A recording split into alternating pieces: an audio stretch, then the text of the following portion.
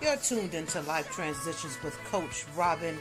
How to Triumph in Transition segment is sponsored by Woman to Woman Impartation 2019 Empowerment Side Piece No More Chronicles, coming to a city near you. It's a one-day empowerment workshop with tools, resources, encouragement, and motivated solutions. Next stop, Delaware, March 30th.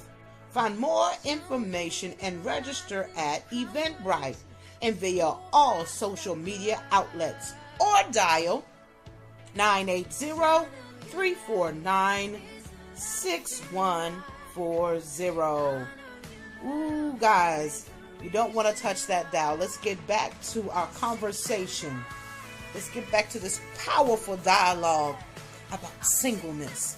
How to triumph in transition. Be so naive, so caught up in God that when this person comes, we don't even recognize that they're courting us. That we're so focused on God. You know, a lot of these women that were found as wives in the Bible, they were caught doing the will of God. They were caught working. What about Rachel? What about Rebecca? What about Rahab? Was minding her business even though she was a harlot? You understand? What about, you know, the woman at the well that didn't have, she was minding her business. She was so focused on doing what she needed to do, and it didn't matter who came. She almost missed Jesus. You understand? Wow. She was focused on doing what she needed to do. Be focused on minding your business and working with your hands. That's biblical. Wow. Mind business and work with your hands. Be so busy working that when he comes, you almost miss it. And stay tuned to God. Well, for those just tuning into Life Transitions with Coach Robin, you are tuned in to our How to Triumph in Transition segment. And we have Kimberly Hawkins calling in from Be More, providing keys on how to triumph in your singleness. Now, I know time flies when you're having fun, but Kim, I can't let you go. What I want to ask a couple more questions. And one is, I want you to tell my listening family your perspective, and you kind of alluded to it, but I really want to know your perspective on sex before marriage. Perspective on sex before marriage. It's not necessarily an easy perspective. I'll give you the biblical perspective, is that it's wrong. And now I'll give you the natural one, and it's wrong because of now we're sitting here talking about singleness, relationship, and love. You see what I'm saying? It brings you through so many rough waters. It takes you to so many places that you wish you had never been. It takes you through so many emotional roller coasters. It takes you through so much bondage. You know, things that you are praying, you are fasting to get rid of, depression, all types of things. Sins. He said, okay, you sinning against your body. Don't you know that your body is a temple of the Holy Spirit? So when we put ourselves in a marriage position by having sex before marriage, we get married to a man, and then we get mad because he cheated, because he was already married to the 15 other women he slept with before you. So, of course, he's going to call his other wife when he leaves you and see what she's doing. He's going to call his other wife. He's spiritually a polygamist. My God. And so this is what he's going to do. He's going to call his other wives. And you're angry and you're upset. But you are the woman at the well. You had 5, and the one you're with now isn't even yours. And so when we do that, we open ourselves up to so much undue pain. We blame God. I've been praying. I've been asking you for a husband. And I thought, well, you could while you was asking, you should have been waiting, not opening up. And now you opened yourself up to a situation, and now you're unhappy. Now you're unhappy. Now you're unhappy. Not that anybody came to steal your joy, but you gave it away because all you can think about is that individual. Now he's become your mini God. Now what you can do to make him happy or make him like you, because also you get your hair done different, or you start going to school, or because I'm going to one up. He wanted her and not me, but I bet you she's dumb, and so I'm going to go to school. And so all your motivation for everything you do is lined up behind your fornication, not about God. Wow. That's powerful. That's powerful.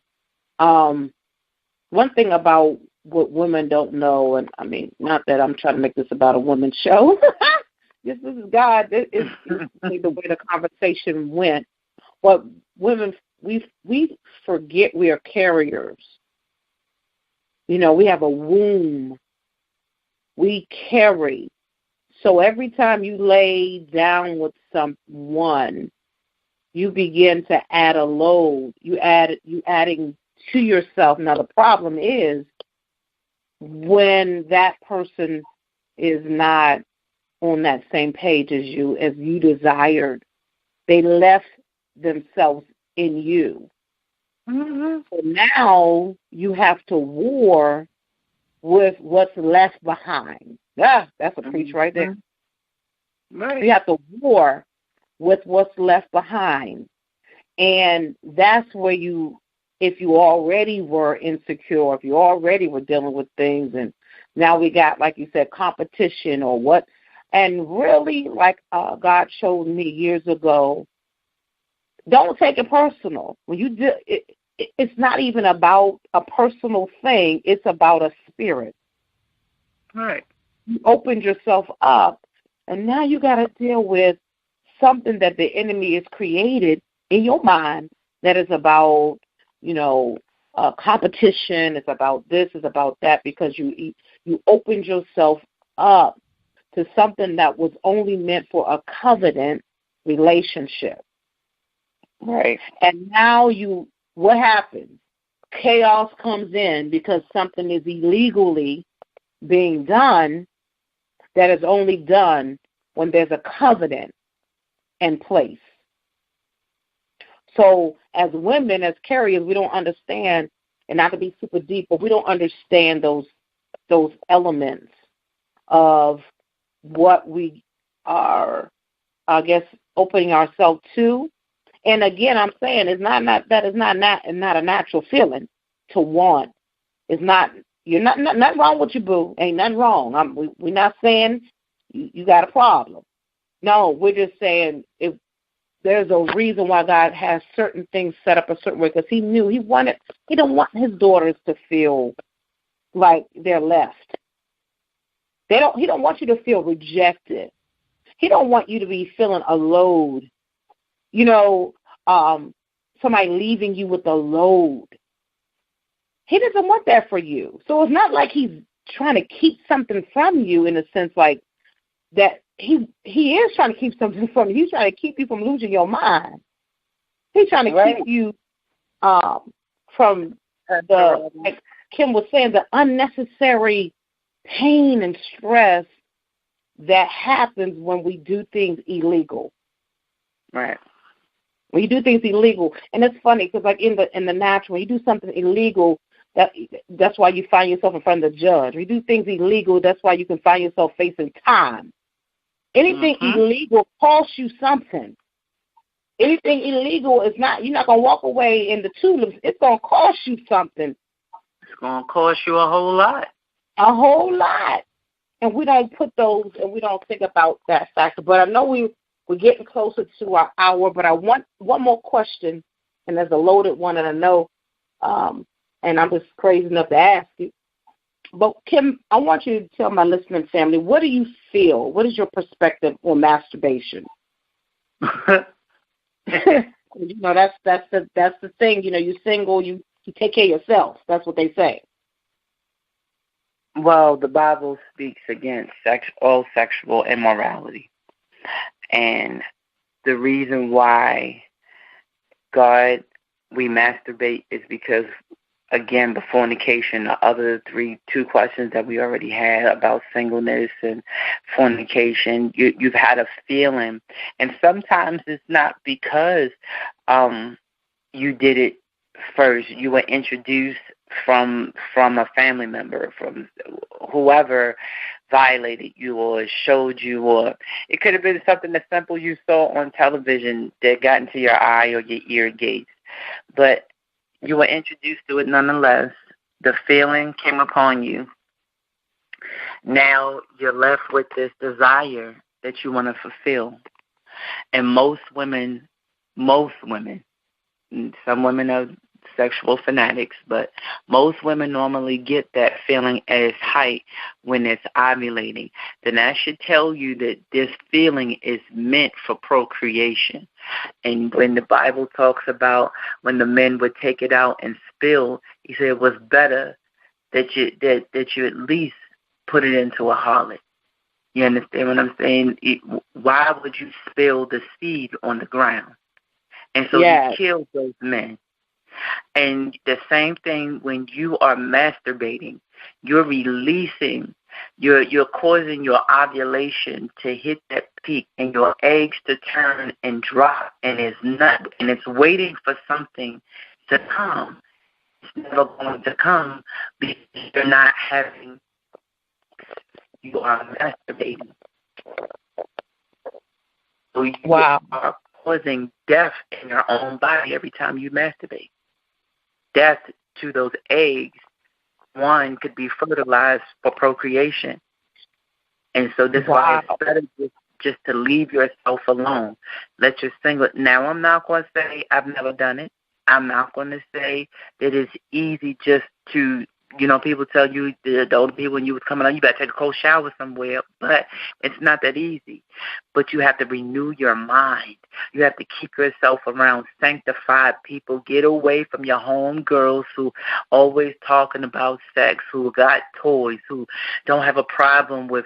Okay, you may love them. They may be your friends, but these are not people that you should be having close contact with. These should be your old best friends should be your new acquaintances. Hello and goodbye. Yeah. Because you have to keep yourself together. You have to do it. Again, it's a choice.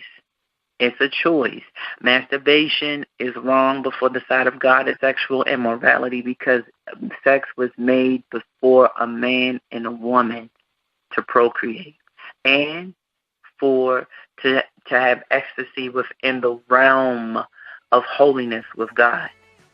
Every time you have sex doesn't mean you're going to procreate, but it means that it's a feeling that God wanted you to have between man and woman, to have you have full ecstasy in Him, not in the enemy. Sex is not wrong in itself. No, it's not. It's how we do it, and that's why He's given us guidelines, and that's why we have failed miserably as a nation, as a group of people. We have failed miserably because we've been using and. Thank you, Kim. Thank you, Kim Hawkins, for meeting us in Coach Robin's office and leading a much, much needed dialogue, providing keys on how to triumph in our transition to singleness, in singleness, to singleness, or during those transition moments. Family, you can find me on Twitter at Coach Robin J, Instagram Live with Coach Robin, Facebook Live Radio, Life Transitions with Coach Robin. Email me, guys. Keep them emails coming. CoachRobinJ@gmail.com. Don't forget, join me every Wednesday here at 8 p.m. Where my doors are always open, where we transition, where we champion life transitions together, leaving you with Jeremiah 29:11. For I know the plans I have for you, declares the Lord, plans to prosper you and not to harm you, plans to give you hope and a future. See you next week.